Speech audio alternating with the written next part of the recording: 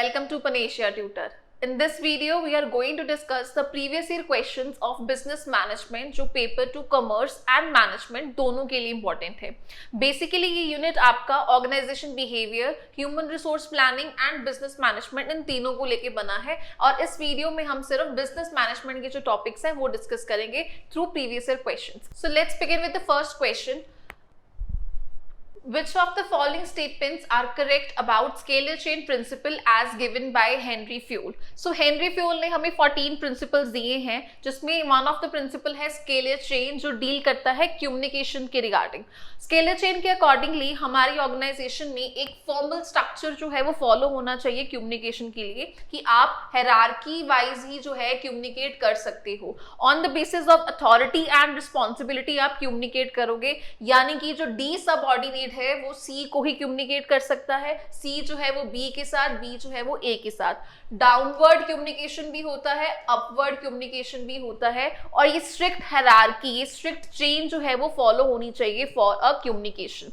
लेकिन इन case of emergency हमें उन्होंने एक टेक्निक दी है गैंग प्लैंक जिसके थ्रू वो कहता है कि सेम लेवल ऑफ मैनेजर्स जो हैं या same level of employ subordinates दूसरे डिपार्टमेंट के साथ भी कम्युनिकेट कर सकते हैं. दैट मीन्स कि नॉर्मल सिनेरियो में अगर डी जो है वो मार्केटिंग डिपार्टमेंट का है और जी जो है वो सेल्स डिपार्टमेंट का है वो कम्युनिकेट नहीं कर सकता क्योंकि वो हायरार्की में नहीं आ रहा है. लेकिन इमरजेंसी के केस में अगर हमें जल्दी डिसीजन लेना है या बहुत जरूरी है सो डी और जी जो है वो आपस में कम्युनिकेट कर सकते हैं through a technique called gang plank. ठीक है, सो गैंग प्लैंक एक वो इंस्ट्रूमेंट है जिसके थ्रू हम स्केलर चेन की टेक्निक को जो है वो ब्रेक कर सकते हैं. ठीक है, अब क्वेश्चन में हमारे पास जो स्टेटमेंट्स थी वो ये थी that each communication going up और down must flow through each position in the line authority. तो ठीक है कि आपकी जो भी कम्युनिकेशन है वो on the basis of authority होनी चाहिए. दैट मीन्स कि आप अपने इमीडिएट सबऑर्डिनेट के साथ या सुपीरियर के साथ ही कम्युनिकेट कर सकते हो और किसी के साथ नहीं कर सकते हो. और दूसरी स्टेटमेंट कहती है कि chain of communication can not be broken under any circumstances. तो ये गलत है because in case of emergency हम लोग इस चेन को ब्रेक कर सकते हैं through gang plank. So the answer is only A is correct because हमारी जो गैंग प्लैंक है वो ब्रेक कर सकती है. Next question is match the following list 1 और लिस्ट 2. लिस्ट 1 में बेसिकली हमें प्लानिंग, ऑर्गेनाइजिंग, लीडिंग, कंट्रोलिंग जो हमारे मैनेजरियल फंक्शंस हैं वो बताए हुए हैं. ठीक है, वैसे बहुत सारे फंक्शंस हमारी मैनेजमेंट परफॉर्म करती है बट अगर उसको कैटेगराइज करें तो ये 5 फंक्शंस जो है हमारे सामने आते हैं जिसमें सबसे पहले हम प्लानिंग करते हैं. प्लानिंग मींस कि हम लोग अपने ऑब्जेक्टिव्स, प्लान्स बनाते हैं सो दैट कि पूरे साल या पूरे टाइम पीरियड के लिए हम उसको अचीव कर पाए. नेक्स्ट स्टेप ऑर्गेनाइजिंग में हम लोग अपना स्ट्रक्चर क्रिएट करते हैं, ड्यूटीज एलोकेट करते हैं, डिपार्टमेंट्स बनाते हैं, किस जॉब की क्या अथॉरिटी रिस्पॉन्सिबिलिटी होने वाली है वो चीजें एलोकेट करते हैं. और स्ट्रक्चर बनाने के बाद उस स्ट्रक्चर में हम लोग एम्प्लॉइज को इफिट करते हैं यानी कि हम लोग एम्प्लॉइज को हायर करना स्टार्ट करते हैं, स्टाफिंग का प्रोसेस करते हैं एंड आफ्टर दैट उन एम्प्लॉइज को हम लोग डायरेक्ट करना यानी कि एग्जीक्यूशन के लिए लेके आते हैं जहां पे हम उनको मोटिवेट करते हैं, सुपरवाइज करते हैं, उनको गाइड करते हैं एज अ लीडर और अगर कुछ प्रॉब्लम आ रही है तो कम्युनिकेट करके सॉल्व करते हैं. तो basically actual execution of work जो है वो हमारा डायरेक्टिंग में आके स्टार्ट हो रहा है. इससे पहले तो हम लोग प्लान और स्ट्रक्चर और स्टाफिंग ही कर रहे थे. आफ्टर दैट कंट्रोलिंग में लास्ट स्टेज में हम लोग प्लान परफॉर्मेंस को एक्चुअल परफॉर्मेंस के साथ कंपेयर करते हैं और ये देखते हैं कि डेविएशंस आई हैं, अगर डेविएशंस आई हैं उसको कैसे हम लोग इंप्रूव कर सकते हैं और कैसे बेटर स्टैंडर्ड्स इन फ्यूचर बना सकते हैं वो सब हम कंट्रोलिंग में करते हैं. अब क्वेश्चन में हमें दिया था उन्होंने कि प्लानिंग के लिए इनमें से क्या होएगा. सो क्वेश्चन में हमारे पास प्लानिंग के लिए सबसे सूटेबल ऑप्शन है establishing goals and standards. Organizing में हम लोग जो है हर एक सबऑर्डिनेट को एक स्पेसिफिक टास्क या कौन सा सबऑर्डिनेट, कौन सा एम्प्लॉई, कौन सी जॉब प्रोफाइल पे कौन सा ड्यूटी होने वाला है, टास्क एलोकेशन जो है वो हम ऑर्गेनाइजिंग में करते हैं. देन लीडिंग जो कि डायरेक्टिंग का ही पार्ट है क्योंकि डायरेक्टिंग में मोटिवेशन, सुपरविजन, लीडरशिप और कम्युनिकेशन ये 4 कंपोनेंट्स आते हैं. तो लीडिंग भी डायरेक्टिंग का ही पार्ट है जिसमें हम लोग अपने एम्प्लॉय से काम कराते हैं. That means getting others to get the job done. तो लीडिंग का हो गया first and after that controlling जिसमें हम लोग स्टैंडर्ड सेट करेंगे like sale quotas, quality standards. तो ये बेसिकली हम लोगों ने कंट्रोलिंग के लिए बनाए हैं। अगर हमारे पास जो है हर एक चीज के लिए क्वांटिटेटिव स्टैंडर्ड्स होंगे तो कंट्रोलिंग में कंपेयर करना या मेजरमेंट करना आसान हो जाएगा। सो इसलिए हम लोग कंट्रोलिंग में डिफरेंट स्टैंडर्ड सेट करते हैं to measure the performance. So the right answer is D, जिसमें हमारे पास ए के लिए है एस्टैब्लिशिंग गोल्स, देन फोर्थ है बी के लिए organizing each subordinates a specific task, and leading के लिए getting other jobs to get done, and controlling is setting standards such as sales quotas. Moving on to the next question, that is assertion और reason की form में है। assertion में वो कह रहे हैं the span of management at the upper level is generally narrow while at the lower span is wide। तो पहले बात करते हैं कि span of management है क्या। span of management आ जाए या span of control, one of the same thing। so span of management कहता है कि एक बंदा अपने अंडर कितने बंदों को हैंडल कर सकता है, ठीक है, यानी कि एक सुपीरियर के अंडर कितने सबऑर्डिनेट्स हो सकते हैं जिसको वो एफिशिएंटली मैनेज कर सके, उसको बोलते हैं स्पैन ऑफ कंट्रोल। ठीक है, अगर एक को हम बहुत ज्यादा वर्कर्स को हैंडल करने के लिए दे देंगे तो वो मुश्किल हो जाएगा। सो स्पैन ऑफ मैनेजमेंट एक नंबर हमें बता देता है कि इतने नंबर ऑफ एम्प्लॉइज अगर आप दोगे इस पर्टिकुलर पोजीशन वाले मैनेजर को तो वो अच्छे से इसको मैनेज कर लेगा। सो इट मींस कि span of control refers to the number of subordinates a manager can effectively handle और सुपरवाइज। अब स्पैन ऑफ मैनेजमेंट में उन्होंने बोला है कि हायर लेवल पे जो है स्पैन ऑफ मैनेजमेंट छोटा होता है और लोअर लेवल पे ज्यादा होता है। दैट मीन्स कि हायर लेवल पे, जैसे ये हायर लेवल है, ये सीईओ है, उसके अंडर जो लोग होंगे वो कम होंगे, लेकिन जो लोअर लेवल है ना उसके अंदर लोग जो है वो ज्यादा होंगे। तो ऑब्वियसली बात है, अगर हम लोग एक सीईओ हैं तो उसको हम लोग वर्कर्स को हैंडल करने के लिए तो देंगे नहीं, उसके अंडर बेसिकली हर एक डिपार्टमेंट के मैनेजर्स, अगर फाइनेंस मैनेजर है, मार्केटिंग मैनेजर है, परचेज मैनेजर है, वो लोग आ जाएंगे। लेकिन जो वर्कर्स के सुपरवाइजर्स हैं, एक सुपरवाइजर या फोरमैन है फैक्ट्री में, उसके अंदर बहुत सारे वर्कर्स हैंडल करने पड़ते हैं उसको, क्योंकि जो लोअर जॉब्स होती हैं, जो फैक्ट्री जॉब्स होती हैं, वो स्पेसिफिक होती हैं, क्लियर कट है, ठीक है, एक बार उनको डायरेक्शन दिया, रिपीटेडली वही काम उनको बार बार करना है, उसमें कोई इनिशिएटिव नहीं लेना है, उसमें कोई जो है टारगेट बेस्ड जॉब नहीं है, उसमें कुछ उनको ब्रेनस्टॉर्मिंग नहीं करना है। सो बेसिकली जो हाई लेवल जॉब्स होती हैं उसमें तुम्हें ज्यादा जो है चैलेंजेस फेस करने को पड़ते हैं, इसीलिए वहां पे हम लोग कम सबऑर्डिनेट्स देते हैं हैंडल करने के लिए। लेकिन at lower level of jobs काम जो है वो बहुत ही बेसिक लेवल का होता है, मशीनरी पे हमने रैपिडली सेम प्रोसेस फॉलो करना है, सो ज्यादा लोगों इजीली मैनेज कर सकते हैं। तो इसलिए हमने देखा होगा कि फैक्ट्री में एक सुपरवाइजर जो है वो 20, 30 या समटाइम्स 50 वर्कर्स को भी हैंडल कर सकता है, लेकिन जो टॉप मैनेजमेंट होती है उसकी मेंबर्स जो होते हैं वो लिमिटेड से होते हैं। तो असर्शन वाली जो स्टेटमेंट थी वो तो करेक्ट थी। नेक्स्ट स्टेटमेंट हमारी रीजनिंग ये दी थी कि ऐसा होता है because task allocated to subordinates at the lower level of management are more specific and precise and thus making supervision easy and simple. ठीक है, कि अगर लोअर लेवल पे वर्कर्स है उनका काम बहुत आसान होता है, सिंपल होता है, इसलिए उनको मैनेज करना भी सिंपल रहता है, इसीलिए लोअर लेवल पे जो स्पैन है वो वाइडर हो सकता है, लेकिन हायर लेवल पे लोअर ही रहता है। So the answer is C, both A and R are correct.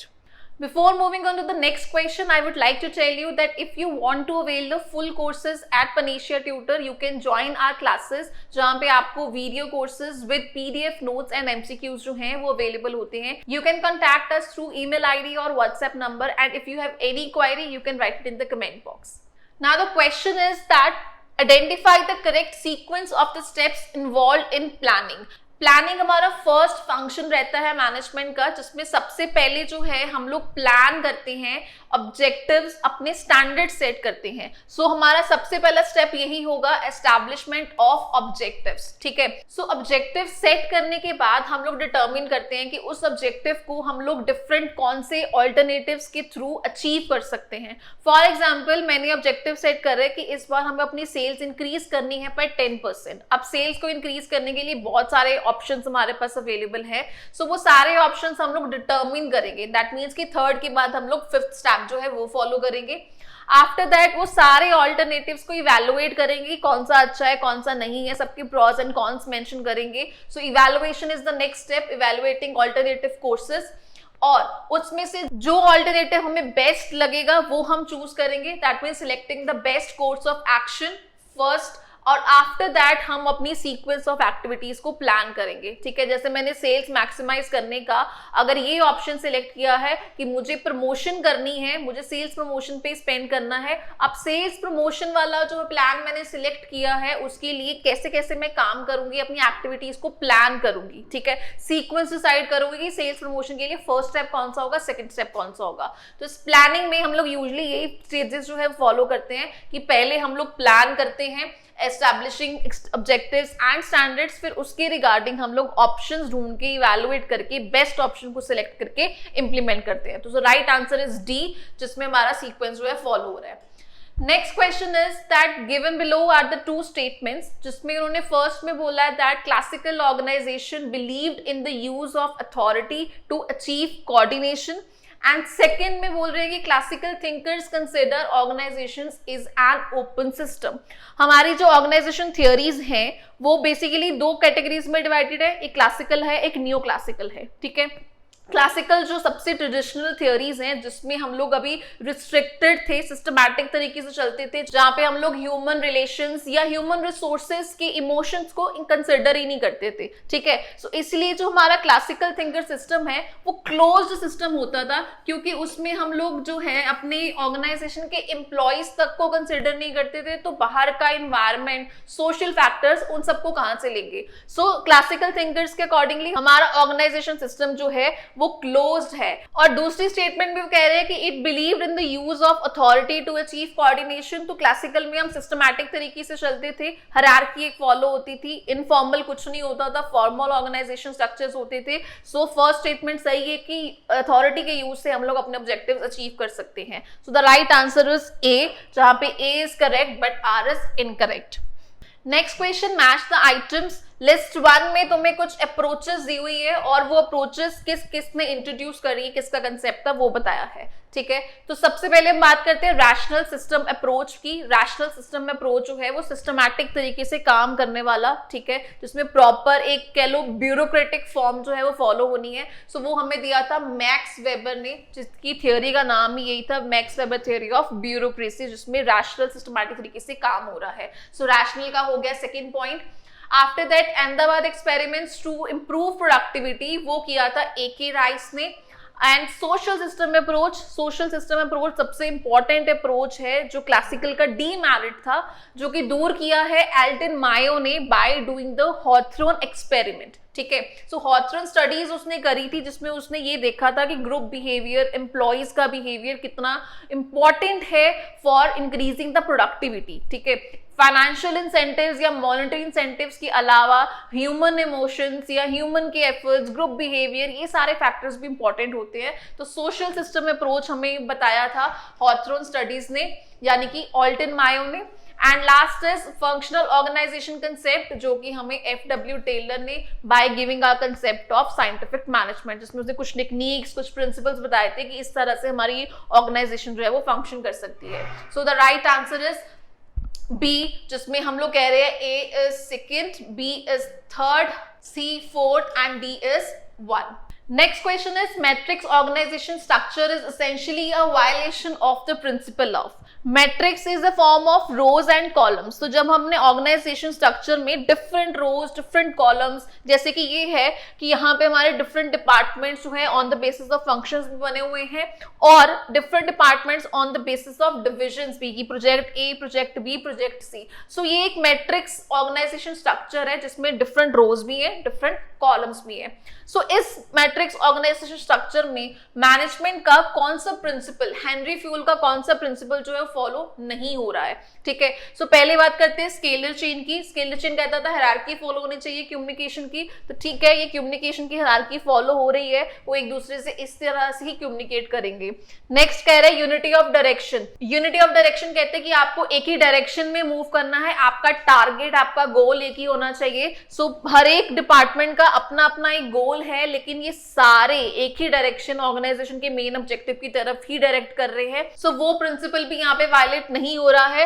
And then division of labour, काम डिवाइड करना है, तो यहाँ पे हमने प्रोडक्शन, फाइनेंस, मार्केटिंग सारे काम को जो है डिफरेंट फंक्शंस में डिस्ट्रीब्यूट किया है सो दैट की स्पेशलाइजेशन के बेनिफिट्स आ सके। सो ये प्रिंसिपल भी जो है वो फॉलो हो रहा है। तो कौन सा फॉलो नहीं हो रहा है? Unity of command, because unity of command कहते हैं कि हर एक एम्प्लॉई को एक ही जगह से ऑर्डर मिलना चाहिए, उसका एक ही बॉस होना चाहिए, सिंगल बॉस होना चाहिए। लेकिन अगर हम ध्यान से देखें तो प्रोडक्शन ग्रुप वालों को दो जगह से ऑर्डर मिल रहे हैं, एक उनको प्रोडक्शन मैनेजर ऑर्डर दे रहा है और एक उनको प्रोजेक्ट ए वाला जो है वो ऑर्डर दे रहा है। ऐसे ही यहाँ के ग्रुप को प्रोडक्शन मैनेजर ऑर्डर दे रहा है और प्रोडक्शन बी भी ऑर्डर दे रहा है। सो यहाँ पे यूनिटी ऑफ कमांड यानी कि ड्यूअल सबऑर्डिनेशन हो रही है, उनको दो जगह से ऑर्डर्स मिल रहे हैं, तो वो कंफ्यूज हो जाएंगे किसकी बात सुननी है किसकी बात नहीं सुननी है। सो इसीलिए यहाँ पे यूनिटी ऑफ कमांड का जो प्रिंसिपल है वो वायलेट हो रहा है। Next question is according to Keith Davis which one is not a barrier of communication. ठीक है, पहले हम बात करते हैं कि बैरियर ऑफ कम्युनिकेशन है क्या। बैरियर मींस जो भी चीज आपकी कम्युनिकेशन की प्रोसेस को जो है रोक देती है, जिसकी वजह से कम्युनिकेशन प्रॉपर्ली नहीं हो पाती है।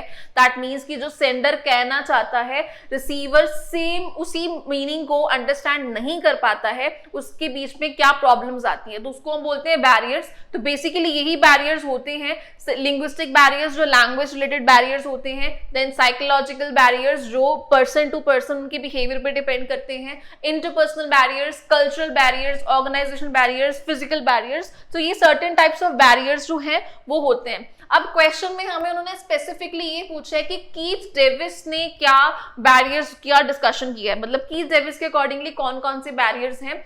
सो उसने हमें PPS 3 बैरियर्स का डिस्कशन बताया है। ठीक है, P stands for personal barriers, personality के अकॉर्डिंगली हम लोग सही से जो है नहीं कम्युनिकेट कर पाते हैं, नहीं अंडरस्टैंड कर पाते हैं।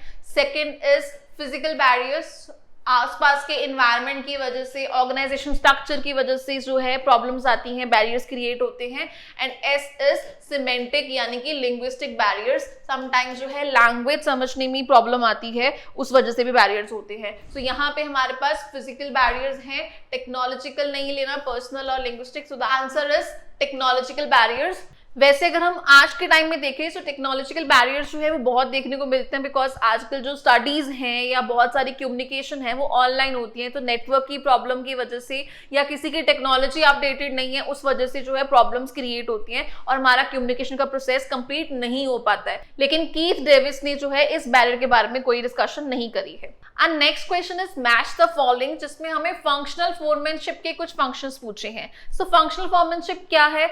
साइंटिफिक मैनेजमेंट, जो कि टेलर ने हमें टेक्निक दी है जिसमें वो ये कहता है कि एक फोरमैन के फंक्शंस को हमें दो कैटेगरीज में डिवाइड करना चाहिए, यानी कि प्लानिंग एंड प्रोडक्शन। ठीक है, फिर उन दो डिपार्टमेंट्स को भी फर्दर फोर डिपार्टमेंट्स में डिस्ट्रीब्यूट करना चाहिए। तो प्लानिंग इंचार्ज की ड्यूटीज को हमने instruction card clerk, root clerk, time and cost clerk और डिसिप्लिनेरियन की जॉब पे रखा है।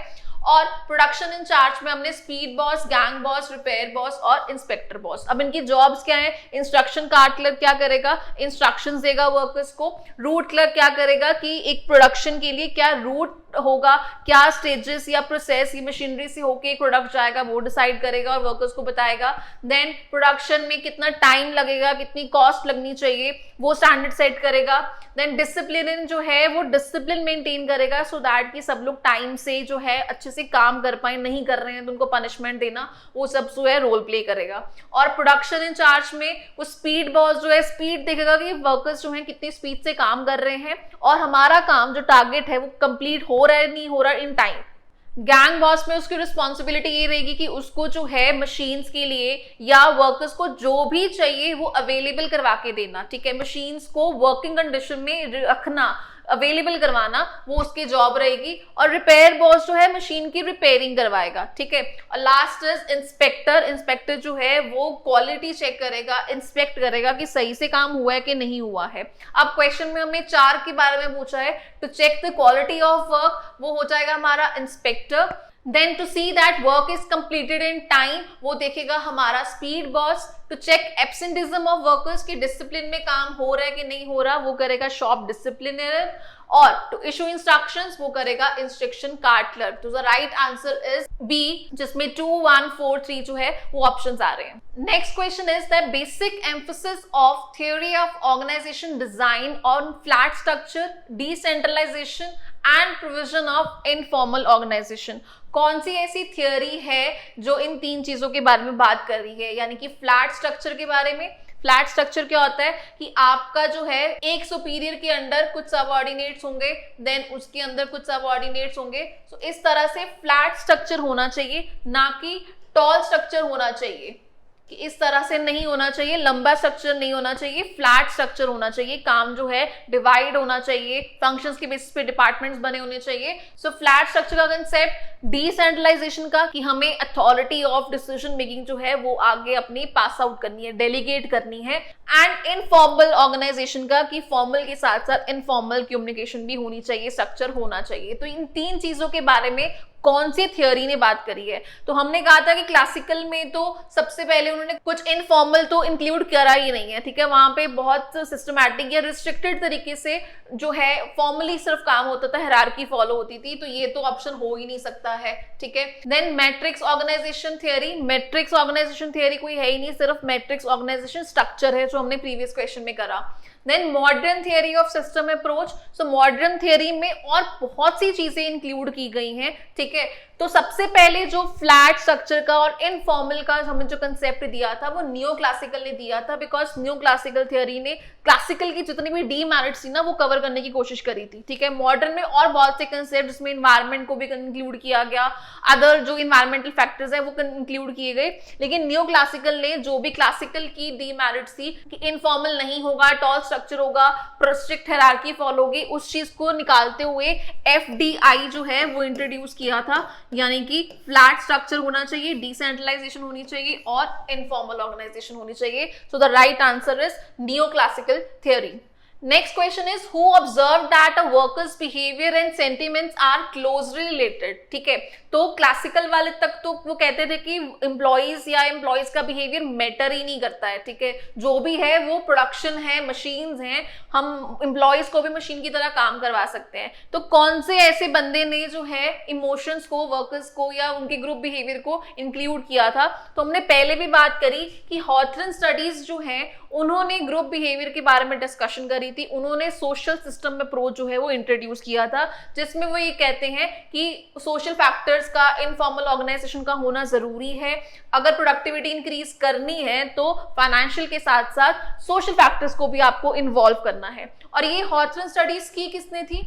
एल्टन मायो ने बेसिकली ये स्टडी करी थी during 1924 to 1932। During this period उन्होंने 4 एक्सपेरिमेंट्स करे थे, illumination study, relay assembly, interviewing programme और बैंक वायरिंग रूम। ये 4 एक्सपेरिमेंट्स में उन्होंने ये कंक्लूड करा था कि आपका जो वर्कर्स का बिहेवियर है या सेंटिमेंट्स हैं क्लोज रिलेटेड है प्रोडक्शन से, ठीक है।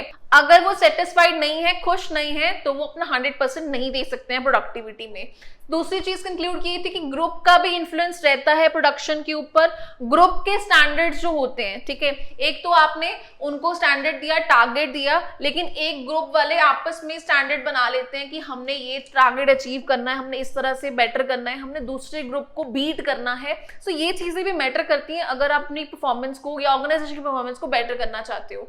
एंड द लास्ट इज कि money was less the factor in determining worker output than were group standard sentiments and security, की मनी जो है वो कम इंपॉर्टेंट है क्योंकि बेसिक नीड्स तो उनके सेटिस्फाई हो ही रही हैं, लेकिन उनकी जो सोशल नीड्स हैं वो भी सेटिस्फाई होनी चाहिए। सो हॉथरन स्टडीज जो कि एल्टन मायो ने दी थी, उसी ने ही बोला था कि हमारा जो वर्कर्स का सेंटिमेंट्स और जो उनका आउटपुट है वो क्लोज रिलेटेड है, वो भी इक्वली रिस्पॉन्सिबल हैं प्रोडक्शन के लिए या प्रोडक्टिविटी को इंक्रीज करने के लिए।